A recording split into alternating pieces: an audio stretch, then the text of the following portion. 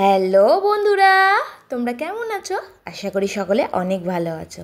আর তোমাদের ভালোবাসায় আমিও ভালো আছি। দেখো, যে গাছটা এনে লাগিয়েছিলাম জবা ফুলের, কি সুন্দর একটা গোলাপি রঙের জবা ফুল ফুটেছে। আর বাকি সব ছোট ছোট কড়ি ছিল, জানো তো, সেই কড়িগুলো দেখছি ঝরে গিয়েছে। বুঝতে পারছি না এরপরে আর কোনো জবা ফুল ফুটবে কিনা। আজ তো শুক্রবার, তাই এই ফুলটা আমি সন্তোষী ঠাকুরকেই দিব। সন্তোষী ঠাকুরকে তো জবা ফুল দিতে হয়। তো চলো, পূজা টুজা করে আমি দেখো এখানে চা আর মিরি বিস্কুট নিয়ে বসে গিয়েছি। আজকে পোলাও আর সয়াবিনের তরকারি করেছিলাম, সম্পূর্ণটাই ঘি দিয়ে করেছি। আজকে না কাজু ছিল না, তার জন্য আর কাজু দিতে পারিনি, বাদাম দিয়েই পোলাওটা করে ফেলেছি। তো এই সব খাবার খেতে কিন্তু আমার খুব ভালো লাগে, কিন্তু তোমাদের দাদা ভাইয়ের একটু অসুবিধা হয়।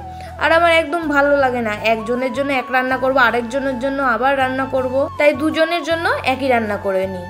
আর পোলাওটাও তোমাদের দাদাভাই খেতে ভালোবাসে, তবে আমি খুব একটা ভালো পোলাও করতে পারি না। তবে আগের থেকে অনেকটাই ভালো হয়েছে পোলাও, কারণ আগে তো আমার একবারে ফেনা ভাত হয়ে যেত, এখন তাও হালকা হালকা ঝরঝরা হয়েছে। আর তোমরা অনেকেই পোলাওয়ের মাপটা আমাকে বলে দিয়েছিলে, সেই হিসাবেই আমি জলটা দিয়েছি। তো পোলাওটা আজকে বেশ ঝরঝরাই হয়েছে।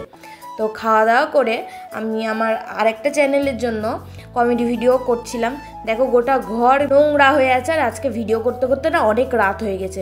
এই চাদরটা পেতেছিলাম ভিডিও করার জন্য, তার কারণ হচ্ছে যে বিছানা চাদরটা দেখতে পাচ্ছ, সেটা আমি না কেচে দিয়েছিলাম, তার জন্য শুকায়নি, তাই ওই বিছানা চাদরটা পেতে রেখেছিলাম। আর ওটা পেতে না ঘুমানো যায় না, ওটা কেমন একটা স্যালা টাইপের। আর গরমের দিনে দেখবে সুতির চাদর ছাড়া বিছানাতে একদমই ঘুমানো যায় না, আমি তো একদমই পারি না। আর রাত্রেবেলা জানো তো বালিশে কভার ভরতে হয় না, আর আমি ভুলেই গিয়েছি, তার জন্য ঝোঁকে ঝোঁকে বালিশে কভারটা লাগিয়ে দিয়েছি। তারপর দেখো, এখন গোটা ঘর বাড়ি ঝাড় দিয়ে দিব। আর এত ধুলা হচ্ছে না, কারণ সামনেই রাস্তা। বাইরের বারান্দাটা, মানে যেখানে আমি জামা কাপড় মেলি, সেই জায়গাটা তো সবসময় কিচকিচা হয়ে থাকছে, জানো না, ধুলা বালি সব সময়। আমি যতবারই ঝাড় দিই না কেন, ওখানে ধুলা বালি পড়ে থাকছেই। আজকে খাওয়ার জলটাও শেষ হয়ে গেছিলো, কাকুটাকে আমি কতবার ফোন করলাম, ফোনটা তো ধরলই না। তারপর দেখছি কি বাড়ির সামনে দাঁড়িয়ে আছে। আমি কাকুকে বললাম, কাকু আমার তো জল শেষ হয়ে গেছে, জলটা দিয়ে যেও। দিয়ে তাড়াতাড়ি করে আবার জলটা দিয়ে গেল। তো আমি এখন জলটা ভরে নিচ্ছি।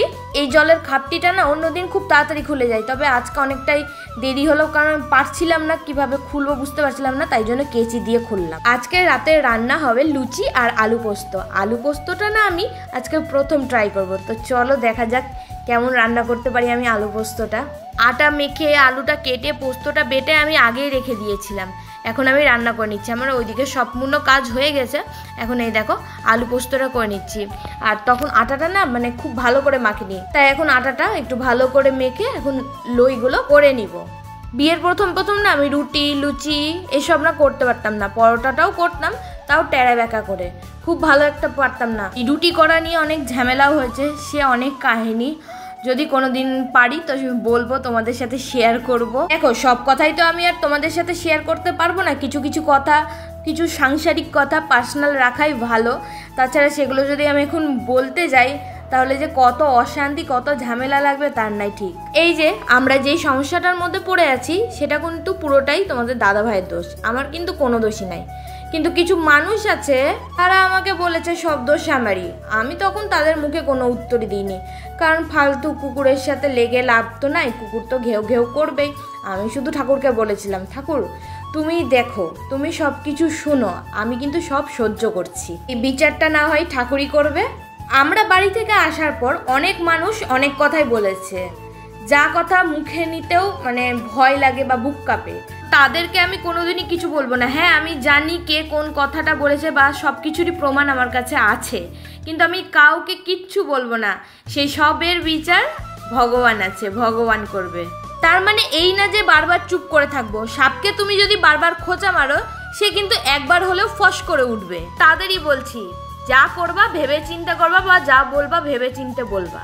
যারা অন্যকে নিয়ে বিচার করে, তাদের পেছনে গু যে লেগে আছে সেটা দেখতে পায় না, কিন্তু অন্য কারো পিছনে গুটা ভালো করে আঙ্গুল দিয়ে দেখিয়ে দেয়। আমি কারো ভরা হাড়ির ভাতে হাত দিতে যাই না যে কেউ আমাকে নিয়ে সমালোচনা করবে বা কোনো উল্টাপাল্টা কথা বলবে। দেখো, তোমার জীবনে কোনো কষ্ট নাই, হ্যাঁ আছে, সেগুলো নর্মাল, মানে হতেই পারে, কিন্তু তুমি সেটা নিয়ে যদি সবার সাথে সবসময় বলে বেড়াও আমার জীবনে কষ্ট অনেক, জীবনে তার থেকেও ডবল কষ্ট চলে আসে। এই যে আমাদের জীবনে এত কষ্ট চলছে, আমি তো ঠাকুরের কাছে অনেক কৃতজ্ঞ যে আমাদের জীবনে এরকম একটা দিনের খুব দরকার ছিল। বিশেষ করে তোমাদের দাদা ভাইয়ের এই শিক্ষাটা পাওয়া খুব দরকার ছিল। ঠাকুর যে আমাদেরকে এত বড় বিপদ দিয়েছে, তেমন রক্ষাও করেছে। তোমাদের দাদাভাই কিছু মানুষকে একবারে অন্ধের মতো বিশ্বাস করতো, বন্ধু বলো নিজের কাছের লোক বলো, তাদের মুখোশটা এখন দেখতে পাচ্ছি। দেখা হচ্ছে নেক্সট ভিডিওতে। তোমরা সবাই ভালো থেকো, সুস্থ থেকো।